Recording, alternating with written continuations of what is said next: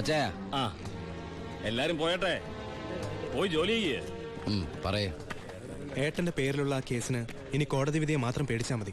അതെനിക്കറിയാം. ഇനി ഈ തൊഴിൽ വേണ്ട. അങ്ങനെ പെട്ടെന്ന് അവസാനിപ്പിക്കാൻ പറ്റുന്നല്ലേ ഈ പണി? ഒരുപാട് കമ്മിറ്റ്മെന്റ്സ് ഉണ്ട്. ആരോട്? അതൊന്നും പറഞ്ഞാൽ നിനക്ക് മനസ്സിലാവില്ല. ഞാൻ വഴിയെല്ലാം നിർത്തിക്കോളാം. പറ്റില്ല.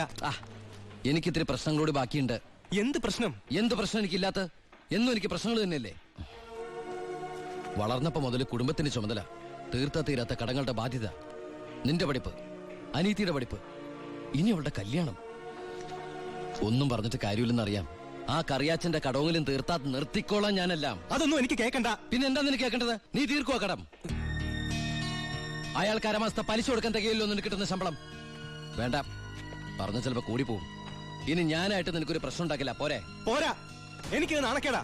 ഡിപ്പാർട്ട്മെന്റ് മുന്നിലും പബ്ലിക്കിന്റെ മുന്നിലും എന്റെ ഏട്ടൻ ഒരു കള്ളനാണെന്ന് പറയുന്നത് എനിക്ക് കുറച്ചില്ല.